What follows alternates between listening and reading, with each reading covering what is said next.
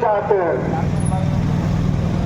जनता ये बर्दाश्त नहीं करेगी और जब जनता के मुंह के ऊपर इस तरीके की जब निराशा हुई तो भटकता लोगों सभी को साथ में आना पड़ा और संविधान बचाने के लिए आज हम लोगों को आपके समक्ष आए। हम अब सवाल इस बात का है कि हरदा शहर नर्मदा मैया के आंचल में बन रहा है, ये बात तो सही है। आज मोदी जी हर जगह कह रहे हैं कि 72 साल से कांग्रेस ने कुछ नहीं दिया। अगर कांग्रेस ने कुछ नहीं दिया तो मोदी जी फिर आप आगे आगे ये कांग्रेस की ही देन है जो आज देश के पीएम बने हुए हैं आप। ये कांग्रेस की देन है, कुछ नहीं दिया होता तो आज ये देश कहां होता। मैं आपके समक्ष एक बात कह देना चाहता, हरदा निवासियों को एक बात बता देना चाहता हूं कि कांग्रेस ने हरदा केस की बात तो दूर की बात है, आज हरदा के अंदर तो ब्रिज तक नहीं बनने दिया। भाई साहब कितने साल से आप मेहनत कर रहे हैं, आपके कौन सांसद थे हमें तो पता ही नहीं। कोई कह रहे थे डीडी उनके साथ है, कभी देखे आप लोगों ने? मेरे को तो नजर नहीं आए, तो शायद आपको भी नजर नहीं आए। ये हमारे यहाँ के चुने हुए सांसद महोदय अस्पताल की बात कर रहा था, शासकीय स्कूल की ये भी कांग्रेस ने दिए। कांग्रेस ने अस्पताल, शिक्षा, स्वास्थ्य, रोजगार की गारंटी तक दी थी और ये व्यापारी भाइयों के जो चेहरे खुले हुए थे जो अभी 14 सालों से मुरझाए हैं, ये भी कांग्रेस ने दिए थे। कांग्रेस ने तो क्या क्या किया इस देश को, कितनी बड़ी थी, कितनी कुर्बानियां दी। अगर आप उसकी बात करें तो आपका ही नहीं लगते। आपने जो देगा को देना पड़ेगा। आपने किस तरीके से भ्रष्टाचार किए, आपने किस तरीके से फायद दिखाया और आपने चुनी हुई सरकारों को किस तरीके से परिवर्तित किया, ये भी आपको देखना। आज हमें आप लोगों के समक्ष आने का जो मौका मिला है वो हम आप लोगों से कोई बात छुपी नहीं, लेकिन सभी चीजें आपके समक्ष है। जिस तरीके का देश में माहौल है, विगत समय आपने क्या दिया। आज नौजवान पढ़ा लिखा है, डिग्री रख रहा है, लेकिन रोजगार की आवश्यकता नहीं है, तो रोजगार उनको देना नहीं है, इसलिए कोई आवश्यकता ही नहीं है। नौयुवक भटक रहा है, व्यापारी लोगों की हालत खराब है, जीएसटी कमर तोड़ रही है और इसके बाद भी कह रहे हैं कि हम विकास की ओर बढ़ रहे हैं। मोदी जी की गारंटी है, मोदी जी की कितनी गारंटी है, वोट दे रहे हैं, भय दे रहे हैं, भ्रष्टाचार की ओर देश को धकेल रहे हैं। ये मोदी जी की गारंटी, मोदी जी की तो गारंटी इतनी सारी है कि अगर आज से लेकर चुनाव का 2 दिन बचे हैं, अगर गिनती गिना तो देखने वाला नहीं, लेकिन काला इतिहास लिखा जाएगा दोस्तों। मोदी जी ने तो सबको गारंटी दी है, किसी की गारंटी की पूर्ति हुई है? कहाँ नौकरियां है, कहाँ 15,000 आपके खाते में है? कहीं मिल रहे हैं क्या? नहीं मिल रहे। आपने वो दिन भी देखे थे जब कोरोना काल चल रहा था, 20 साल के लोग आज वैक्सीन की मार से मरे चले जा रहे हैं। आपने तो वो दिया वो दोस्तों आज तक किसी को कुछ नहीं दिया था। दोस्तों आपकी रणनीति तो वो है और मोदी जी की गारंटी तो वो है। एक तमाम सारी गारंटी देने के बाद आपने तो अपनी पत्नी को भी गारंटी दी थी, वो भी गारंटी को ठोकरे खाते हुए घूम रही है, खेल रही है, वो भी गारंटी का इंतजार कर रही है कि गारंटी मिलेगी हमें। लेकिन मुझे तो नहीं लग रहा। जब आप देखिए भाई, सीधी सच्ची बात है, जो आदमी पत्नी का नहीं हुआ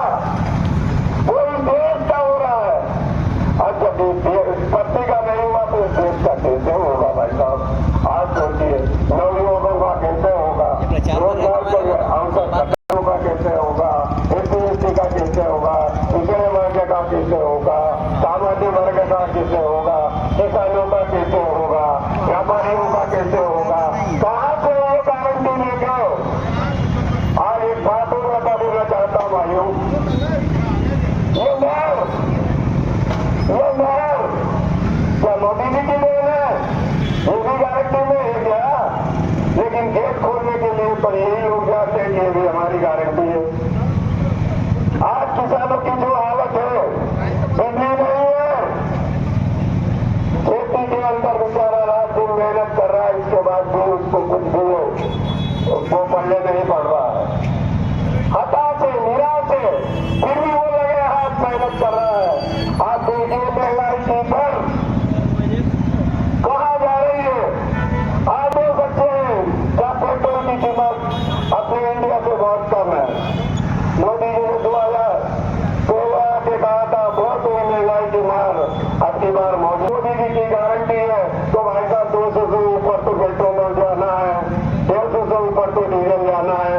बिजली के बिल की तो आप देखोगे ना, आपकी शिक्षा का बेरोजगार हो चुका है। शिक्षा में आप बच्चों को पढ़ा नहीं सकते, आपके बच्चों को बेरोजगार करने की गारंटी हमारी है। ऐसी गारंटी किस बात की है जो आप जो चुने हुए प्रतिनिधि हो इस देश के, और आप ऐसी गारंटियां दे रहे हो। आज की तारीख में सबसे बड़ी बात के लिए 5 कृषि कानून जो हमारे सिर के ऊपर लाद रहे थे, उसमें हमारे समूचे उत्तर प्रदेश यहाँ तक भी कि आप किराए जाने में आपके किसानों तक को लिया नहीं दिया था। आपने कीड़े डाल दिए थे ताकि किसान भी अपनी बात में मनवा सके। क्यों? क्योंकि आप चाहते थे कि किसानों की हमारे बीच में उपस्थित किसान कांग्रेस के नेता एडवोकेट दिनेश यादव जी को कि वे अपनी बात रखें।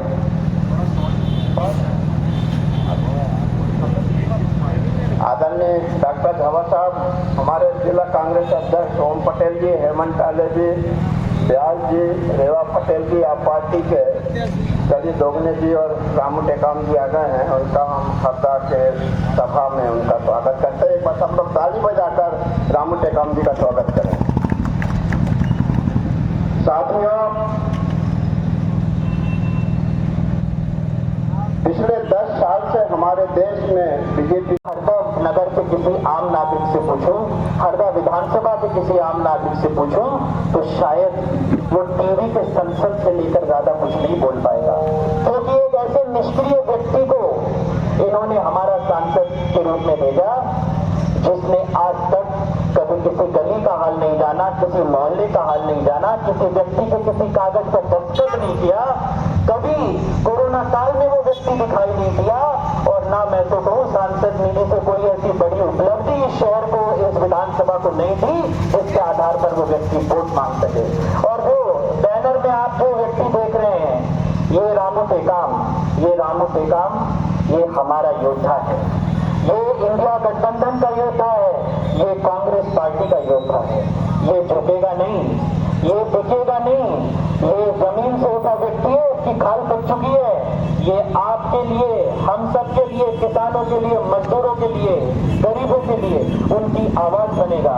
और इस क्षेत्र की तस्वीर से आप वाकिफ हैं। ये नगर कितनी बुनियादी समस्याओं से जूझ रहा है। आज रेलवे ओवरब्रिज का मुद्दा हो, ये जो सड़क निर्माण NH का हो रहा है, यहाँ बहुत कम लोगों को पता होगा कि जब सुमित्रा महाजन इंदौर की सांसद थी तो उन्होंने तत्कालीन प्रधानमंत्री मनमोहन सिंह जी को पत्र लिखा था कि अहमदाबाद को नागपुर से जोड़ा जाए, और उसका संज्ञान लेते हुए मनमोहन सिंह जी ने आदेश दिए थे, और CP जोशी सड़क निर्माण मंत्री थे।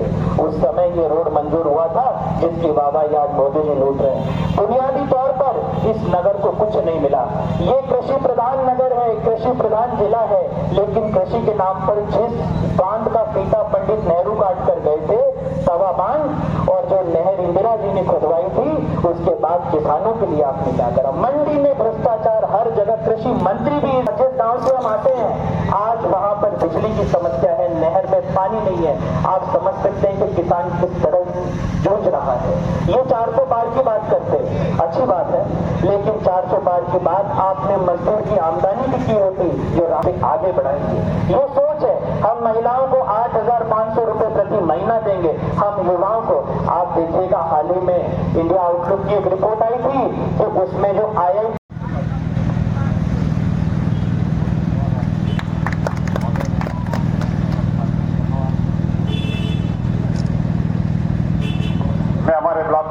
कमेटी के कार्यकारी अध्यक्ष भाई गगन अग्रवाल से भी अनुरोध करता हूं कि हरदा शहर की ओर से इनका हमारे प्रत्याशी भाई रामू टेकाम का स्वागत करें। चलिए जोरदार ताली रामू भाई के लिए। बहुत बहुत धन्यवाद। अब मैं आमंत्रित करता हूं जिला कांग्रेस कमेटी के पूर्व अध्यक्ष आदरणीय लक्ष्मी नारायण पवार जी को। वोटिंग करने का टाइम भी कम बचा है, 3 दिन बचे हैं।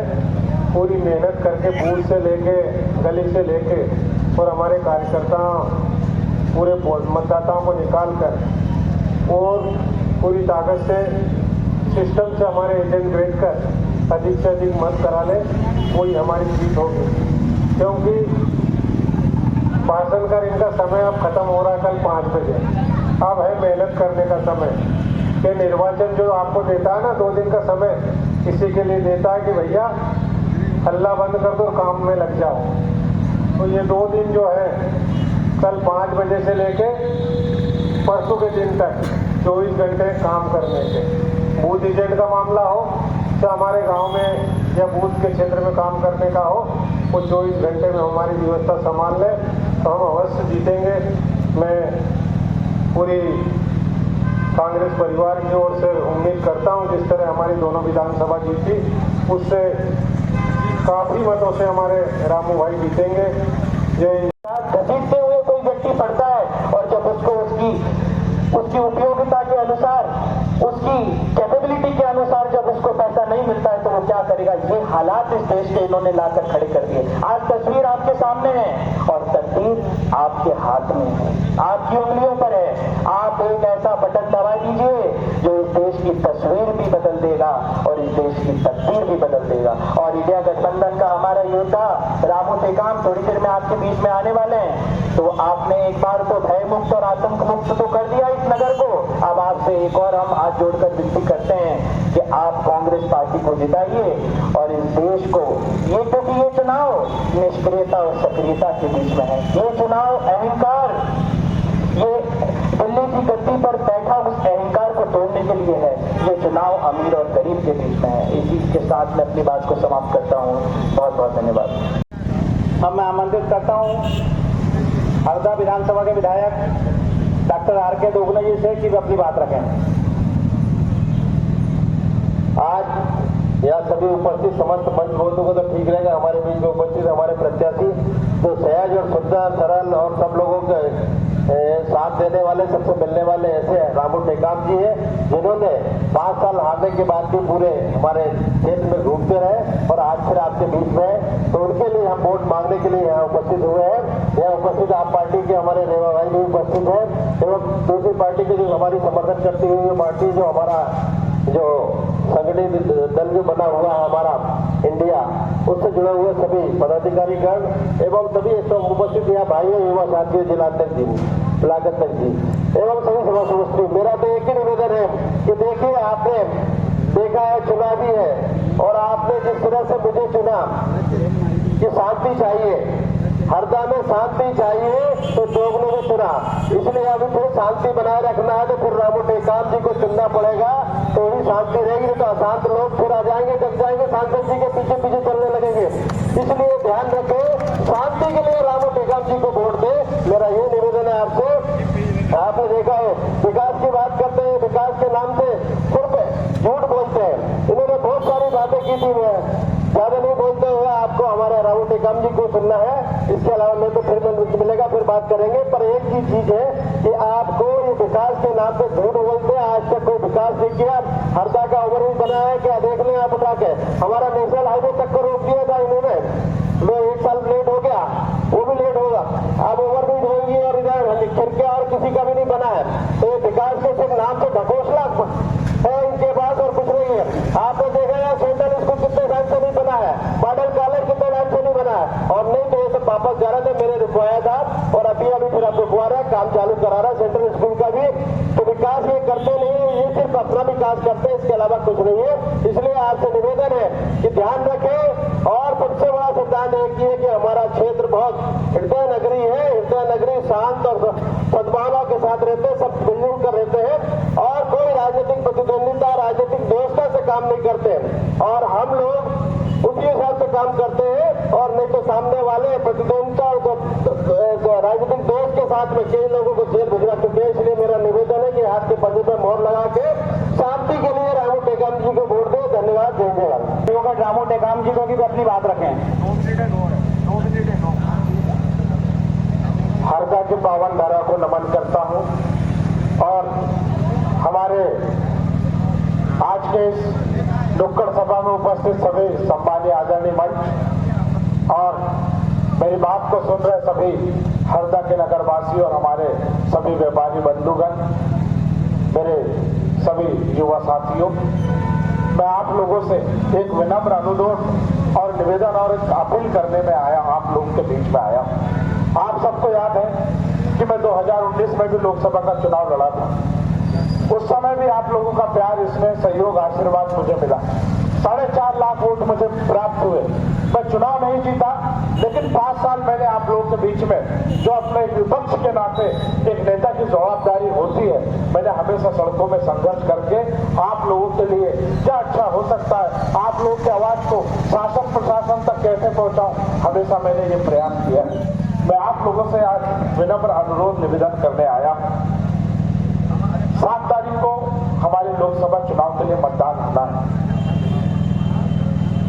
आप लोगों ने 96 से लेकर के आज तक भारतीय जनता पार्टी के सांसदों को अपना बहुमूल्य वोट देकर के आपने भारतीय संसद में पहुंचाया है। लेकिन बदले में हमारे हरदा को क्या मिला, हमारे संसदीय क्षेत्र को क्या मिला, हमारे हरदा शहर वासियों को क्या मिला, ये भी सोचने का विषय है।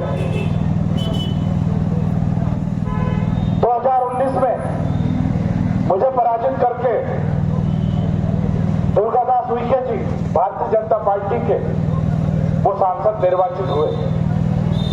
लेकिन इन 5 सालों में दुर्गादास उइके जी ने हमारे हरदा शहर के लिए क्या किया, हरदा के किसानों के लिए क्या किया, हरदा के आम नागरिक के लिए ऐसी कौन सी सौगात दी जिसको हरदा का मतदाता अपना दोबारा वोट दे। मैं दोगले जी के साथ में, आदरणीय ओम पटेल जी के साथ में, आदरणीय लक्ष्मीनारायण पवार जी के साथ में तोमरनी विधानसभा हो, हरदा विधानसभा हो, इन सभी विधानसभा के ग्रामीण अंचलों का मैंने दौरा किया और जिस भी गांव में हम गए, जिस भी पंचायत में हम गए, हमने सवाल किया क्या आप अपने क्षेत्र के सांसद को जानते हो, तो लोगों ने सिरे से खारिज कर दिया कि हमने तो नाम ही भर सुना है, हमने आज तक नहीं देखा। ये लोकतंत्र का महापर्व है। हम कैसे जनप्रतिनिधि का निर्वाचन करेंगे? ठीक है, हम अलग अलग राजनीतिक दलों से जुड़े हुए हो सकते हैं, हम अलग अलग राजनीतिक विचारधाराओं से जुड़े हो सकते हैं, हम अलग अलग राजनीति को वोट दे सकते हैं, लेकिन क्या उस राजनीतिक दल से जुड़ने का या उस नेता को अपना बहुमूल्य वोट देने का हमारे परिवार को, हमारे शहर को, हमारी विधानसभा को, हमारे जिले को, हमारे संसदीय क्षेत्र को क्या मिला, ये हमें सोचना है। हमारे पूरे संसदीय क्षेत्र में सबसे निष्क्रिय सांसद अगर पूरे भारत देश में अगर किसी को कहा जा सकता है तो वो दुर्गादास उइके जी है, भारतीय जनता पार्टी के सांसद, जिन्होंने चुनाव जीतने के बाद में कभी वो जनता के सुख और दुख में शामिल नहीं हुए, कभी किसी के 10वें तेरहवीं में शामिल नहीं हुए, कभी किसी के शादी विवाह समारोह में शामिल नहीं हुए, ना ही कभी आपके क्षेत्र की आवाज उठाने का काम किया है। लेकिन मैं एक अवसर आप लोगों से मांगता हूं, मैंने 5 साल आप लोगों के बीच में संघर्ष किया सड़कों पर, एक अवसर आप मुझे दीजिए। यहाँ पे जो ट्रेनों के स्टॉपेज बंद हो चुके हैं, प्रमुख ट्रेनों के स्टॉपेज, वो ट्रेनों के स्टॉपेज में कराने का आपका भाई रामू टेकाम, ये मैं आप लोगों को भरोसा दिलाता हूँ, विश्वास दिलाता हूँ। मैं ग्रामीण अंचलों में घूमता हूँ, आज से हमारे क्षेत्र में बीजेपी का सांसद है। कभी ऐसा भी दौर आया कि सरकार कांग्रेस की हुआ करती थी, उस समय भी यहाँ पर बीजेपी के सांसद जीते हैं।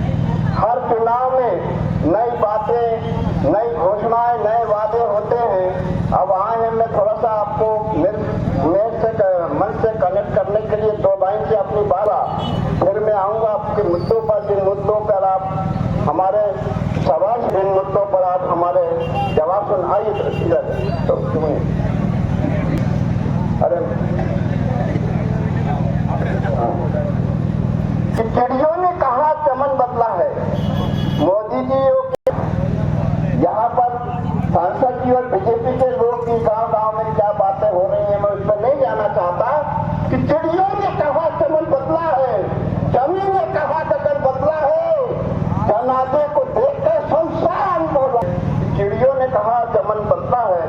जमी ने कहा गगन बदला है, जनाजे को देख के शमशान बोला, लाश तो वही है सिर्फ कफन बुझता है। साथियों, मैं 2 सवाल का जवाब यहाँ पे देने का इस मंच से प्रयास करूंगा। टाइम हमारे पास हो रहा है, बहुत सारे वक्ता भी यहाँ बचे हुए हैं, चाहे योगी हो चाहे हमारे क्षेत्र के स्थानीय कार्यकर्ता हो। 2 मुद्दों पे ये लोग पहले की तरह इस बार भी वोट मांग रहे हैं। एक मुद्दा तो वो बोलते हैं कि राम मंदिर हमने बनवा दिया, दूसरा बोलते हैं कि कांग्रेस ने राम मंदिर का जो प्राण प्रतिष्ठा हुई थी उसमें कांग्रेसी नहीं आए। मैं साथियों इस मंच से, मेरे पार्टी के मंच से, पार्टी के नेताओं के बीच चौराहे पे खड़े होके मैं ध्यान दिलाना चाहूंगा, आपके 89 से जब से राम मंदिर का आंदोलन चल रहा था, कांग्रेस पार्टी की एक लाइन थी 47 से कि इस देश का न्यायालय जो फैसला करेगा मंदिर के बारे में उसको कांग्रेस पार्टी मानेगी, पूरा देश मानेगा। मगर हमारे यहाँ पे भारतीय जनता पार्टी मंदिर के नाम पे, राम के नाम पे हर चुनाव में वोट मांग रही। पिछले कई चुनाव से वो वोट मांग रहे थे। वो न्यायालय को कभी रिस्पेक्ट नहीं कर रहे थे। जब कांग्रेस वो दूसरे दल बोलते थे कि न्यायालय का फैसला आना चाहिए, बीजेपी के लोग बोलते थे याद करो कि न्यायालय के नाम से जो लोग मंदिर का निर्माण है रोकना चाहते हैं, टोकना चाहते हैं। अगर हमारी सरकार बनी सेंटर में और यूपी में तो हम ये कर देंगे, वो कर देंगे, वो सब बातें आपको अच्छे से याद है, मैं उसमें नहीं जाना चाहता। मगर कांग्रेस की लाइन शुरू से रही है कि जो सुप्रीम कोर्ट से जो आदेश होगा, न्यायालय जो फैसला करेगी उसको हम मानेंगे। वहां पे ताला खुलवाने का काम हो, चाहे फास्ट कोर्ट बनाने का काम हो, चाहे एडवोकेट के माध्यम से सारी कानूनी अड़चनों को दूर करने का काम हो, हर स्तर पे कांग्रेस पार्टी सक्रिय रही है। और जिस दिन सुप्रीम कोर्ट का फैसला आया सबने स्वागत किया भाई साहब, कांग्रेस पार्टी ने स्वागत किया, आप पार्टी ने स्वागत किया, हमारे गठबंधन के सारे दलों ने सबने स्वागत किया। हमने सुप्रीम कोर्ट का आदेश हुआ है, सबने कहा कि अब मंदिर बनना चाहिए, उसमें किसी कोई दिक्कत नहीं। मगर हमारे देश में ये आदेश होते हैं, उसका पालन करने की जिम्मेदारी सरकार की होती है, प्रशासन की होती है। न्यायालय के निर्माण का फैसला हुआ, उसका पालन किया गया, उसके आधार पर कमेटी का ट्रस्ट का गठन किया गया। राम मंदिर में निर्माण में ये कहां से घुस गए बीच में? ये मोदी जी टीवी के कैमरा लेके गए वहां पर अयोध्या में, जब राम मंदिर का सुप्रीम कोर्ट ने बनाने का ओके किया गया, कैमरा लेके वहां पे जिस दिन प्राण प्रतिष्ठा हो रही थी साहब, वहां पे 2 इवेंट थे। एक मंदिर, राम मंदिर का प्राण प्रतिष्ठा एक अलग कार्यक्रम था, और वहां पे आरएसएस और मोदी अपनी पूरी टीम टाइम लेके चुनावी फेवर देने में जो लगे थे, वो एक अलग कार्यक्रम था। कांग्रेस ने आपके राहुल गांधी ने टीवी पे आके स्पष्ट कहा इस बारे में। राहुल जी ने बोला कि हमने राम मंदिर में जाने के लिए किसी को मना नहीं किया। जो बंदा राम मंदिर के दर्शन करने जाना चाहता है वो जाए, किसी को हम मना नहीं कर रहे हैं। यहाँ पे जो दुकान जमा रहे टीवी पे, इसमें हम शामिल नहीं होंगे, हमारा उसमें विरोध था। मंदिर में जाने के लिए पार्टी ने कभी मना नहीं किया। जा रहे हम लोग कांग्रेस ने भी चंदा दिया, हमारी पार्टी के नेताओं ने ढेर सारे काम किए। जहाँ पर बरगलाया जा रहा है, देश के लोगों को झूठ बोला जा रहा है, भाई को भाई से लड़ाने के लिए झूठ बोला जा रहा है। इसलिए साथियों, हमारा आपसे निवेदन है, ये जो मंदिर के नाम पे झूठ बोला जा रहा है, इससे हमारे क्षेत्र के लोगों को बचना चाहिए। हमारी बड़ी समस्या ये है, हमारे क्षेत्र की 10 साल से 28 साल से जो सांसद है हमारे यहाँ पे, सांसद इसलिए होता है भाई साहब, दिल्ली से और मध्य प्रदेश से आपकी सरकार है, हमारे क्षेत्र के किसानों के लिए कुछ करिए, हमारे क्षेत्र नौजवानों के लिए कुछ करिए। एक ट्रेन की हमारे यहाँ पे नागपुर भुसावल कांग्रेस पार्टी ने चालू कराई थी, वो जब बंद हुई उसके बाद चालू नहीं हो पाई। हमारे यहाँ पर इतनी सारी समस्याएं जिनको सांसद को उठाना था, संसद में और दिल्ली की सरकार ने नहीं उठाया। मेरा आप लोगों से निवेदन है, आप रामू टेकाम हारने के बाद भी हमारे बीच खड़े रहे, और संघर्ष में हमारे बीच में खड़े रहे। ऐसा एक नौजवान और अजय जो आदमी किसानों की समस्याओं को, नौजवानों की समस्याओं को दिल्ली में हमारी आवाज बुलंद करने के लिए रामू टेकाम को अपना आशीर्वाद दें, उनको अपना वोट दें। धन्यवाद। जय हिंद। रतन अग्रवाल, आज यहाँ हम एकत्रित हुए हैं लोकसभा चुनाव का मतदान है 7 मई को, और हम कांग्रेस पार्टी के सभी पदाधिकारीगण और कार्यकर्तागण, आप सब सम्मानित नागरिकों, आदरणीय माताओं बहनों जो घर से बैठे भी हमारी बात सुन रही हैं, उन सबको संबोधित और अभिजीत शाह को विजयी बनाया। इसी तरह से रामू टेकाम जी को भी विजयी बनाएं। धन्यवाद, धन्यवाद, धन्यवाद। हमारे कांग्रेस परिवार के समय का पहले ही बोल दिया कि अभाव है, तो सभी का नाम न लेते हुए क्षमा चाहता हूं। सभी सम्माननीय मंच और हरदा शहर के समस्त व्यापारी नागरिक बंधुओं, आमजन, मतदाता भाइयों, साथियों, ये जो चुनाव है लोकसभा का, ये चुनाव देश की दिशा तय करने वाला चुनाव। आप आए दिन मीडिया पे, सोशल मीडिया पे, टीवीओ पे देखते हो, एक जो सामने भाजपा का प्रत्याशी रहा डीडी उइके जिन्हें कल एक प्रेस वार्ता में खुद ने ये कबूला है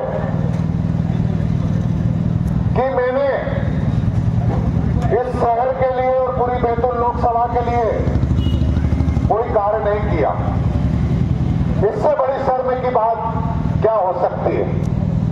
जिस सांसद को करोड़ों रुपए की राशि केंद्र सरकार से मिलती है, लेकिन उसने इस क्षेत्र के विकास के लिए जरा सी भी नहीं सोचा कि आज ये करोड़ों रुपए यदि किसी गांव या किसी शहर में लगता तो इस शहर का विकास कितना होता।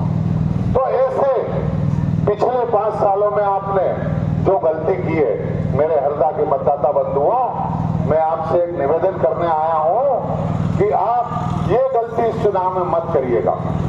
एक ऐसे व्यक्ति को चुनिए जो आपके साथ कंधे से कंधा मिला के आपके क्षेत्र के विकास में, आपके शहर के विकास में, आपके हर सहयोग में आपका साथ दे। ऐसे नेता को चुनिए जो एक सच्चे परिवार के रूप में, आपके बेटे के रूप में, आपके भाई के रूप में आपकी मदद करे। साथियों, बहुत सारा पीछे से आवाज आ रही है, पूरी पुलिस भी खड़ी और चुनाव आयोग भी खड़े हैं, तो साथियों ज्यादा कुछ न कहते हुए मेरे भाई रामू टेकाम, जिसने आज कांग्रेस प्रत्याशी ने उनको पिछली बार भी प्रत्याशी बनाया था और इस बार भी प्रत्याशी हैं, मेरा आप सबसे हाथ जोड़ के निवेदन है कि होने वाली 7 मई को आप एक अच्छी सरकार चुनिए, हाथ के पंजे पे वोट लगाकर भाई रामू टेकाम को विजय बनाइए।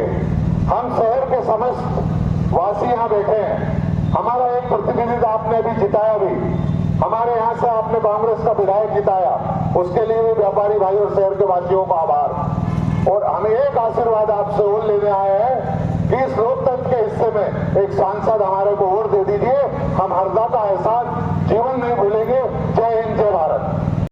नमस्कार, मैं रामू टेकाम, भारतीय राष्ट्रीय कांग्रेस से बैतूल हरदा संसदीय क्षेत्र का मैं लोकसभा प्रत्याशी हूँ। आज हरदा के हमारे लाडले विधायक आदरणीय डॉक्टर रामकिशोर दोगने जी के साथ में हमारे सभी कांग्रेसी सहपाठियों के साथ मैं प्रचार के लिए निकला हूँ और सभी से मैं अपील करता हूँ और निवेदन करता हूँ कि हमारे हरदा के भविष्य के लिए बैतूल संसदीय क्षेत्र के भविष्य के लिए सभी 7 तारीख को 3 नंबर की पंजे की बटन दबाकर कांग्रेस को वोट करें, ताकि हम हमारे हरदा में ट्रेनों का स्टॉपेज करा पाए, यहाँ पे अच्छे उद्योग धंधे खोल पाए और हमारे किसानों के लिए सिंचाई की पानी की व्यवस्था अच्छे से करा पाए, मंडियाँ और दुरुस्त करा पाए और हमारे जो बेरोजगार लोग हैं उनको रोजगार उपलब्ध करा पाए। और सबसे बड़ी हमारी जो न्याय योजना है उसमें हमारी माताओं बहनों को 8,500 रुपये महीना उनको देकर के उनको सशक्त बनाने का हम काम करेंगे। और 30 लाख जो सरकारी पद अभी खाली है, सरकार बनते ही महागठबंधन कांग्रेस की सरकार बनते ही उन पदों को भरने का काम करेंगे, ताकि सबसे ज़्यादा जो बेरोजगारी है पढ़े लिखे युवाओं की वो कम हो और हमारा हरदा और हमारा मध्य प्रदेश और देश तरक्की के रास्ते पर चले और जाति धर्म से ऊपर उठ करके इस बार विकास के लिए कांग्रेस को वोट करें।